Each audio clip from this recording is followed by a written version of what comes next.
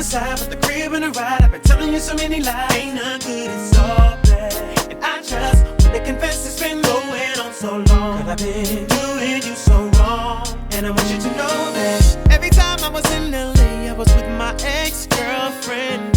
Every time you called, I told you, baby, I'm working. I was out doing my dirt. Usher's real name is Usher Raymond IV. He is an American singer, songwriter, dancer, actor, and businessman. His career spanned from 1993, and it's still going, and he is currently 44, so that means his career started at 14. Although actually his career started 4 years before that at 10 when he joined an R&B quintet. He was born in Texas, raised in Tennessee and moved to Georgia, and he has been hugely successful.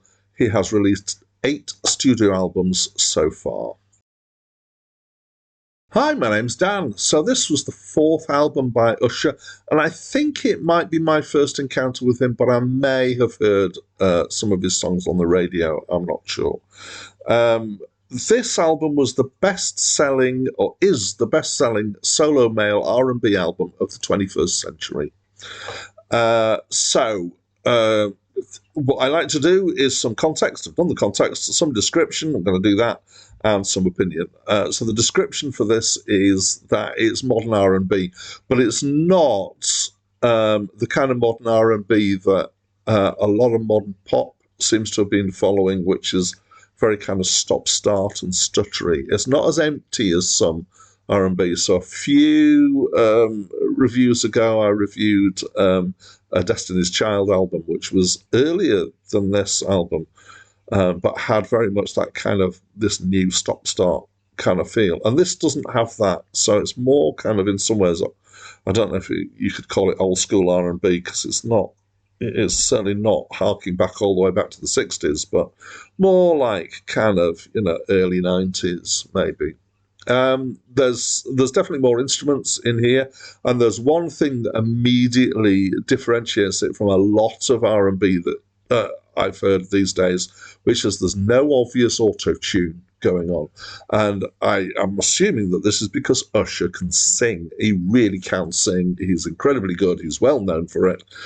He's got quite a range as well. However, it's still R&B, which means that it's not my favourite kind of music.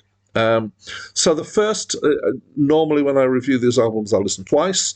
The first time through, I was listening whilst I was commuting in the car, and I was a bit left flat by it. Wasn't really impressed. I kind of, occasional tracks were ones that I felt a little bit more about, but most of it I was going, oh, really? And then it just kept going on. The second listen, I listened on headphones, and I did appreciate it more on headphones than I had done in the car. I think it just, I've got quite a nice pair of headphones now, and it was quite a lush sound. Having said that, my system in my car is one of my favourite systems for listening to things on. Having said all that, it's still not really my kind of thing. I can tolerate it musically. It's certainly better, and I can tolerate because of the lack of autotune, because I hate autotune. I'm glad that he can sing. Let's talk about the songs then. So mostly the songs about these songs are about relationships or things to do with relationships. There's stuff about cheating, suspicion, and there's quite a bit about various aspects of sex with innuendo and less innuendo stuff in here as well. But there's also emotional stuff, and there's stuff about being unsure in a relationship. That's an interesting track. The two kind of core tracks, to quite an extent, are the track Confessions and the track Confessions 2, which are actually linked because they follow on. Confessions 2 follows on from Confessions. And Confessions is about confessing that he's got a girl on the side, and Confessions 2 is going deeper with the confession and saying that she's in the family way as a result. It has been said that this is a very personal album for Usher. In my reading about the album, I have gathered that these two tracks are not about his own personal experiences, but about experiences relating to his co-writer, whose name I have forgotten right now. But they deliberately left it ambiguous and didn't talk about it in order to generate some speculation about this. However, this potentially somewhat backfired because Usher's girlfriend at the time, who was a member of the R&B group TLC by the name of Chili, got suspicious about it. And the Wikipedia page, all my information here is from Wikipedia, says that she got suspicious and then said in such and such a year they split up. It doesn't actually say there was a direct correlation there, but the implication is there that this caused the breakdown in his relationship. It may have been on the rocks anyway at this point.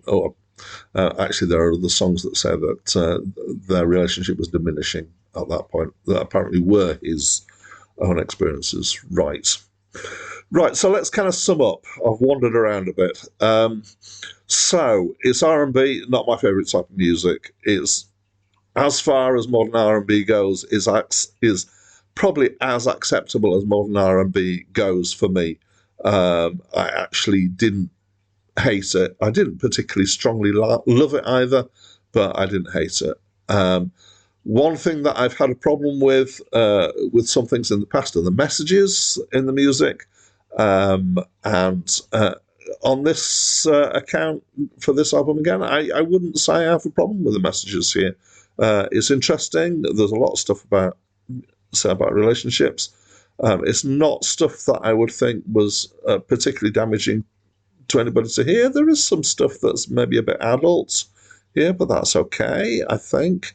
It's certainly nowhere near the problematic kind of stuff that I found in the Destiny's Child album that I reviewed recently, but also in a lot of rap, certainly gangster rap, for obvious reasons. But I didn't particularly love the tracks either. I think probably my favourite track is a track called Bad Girl. More musically than lyrically, but it's okay. So, yeah, it didn't completely leave me cold. I kind of enjoyed it a bit, just not very much, that's all. So that's what I think, and I'd love to know what you think, as always, so please do talk to me through the comments box, and that's it from me for now. What y'all know about a supermodel?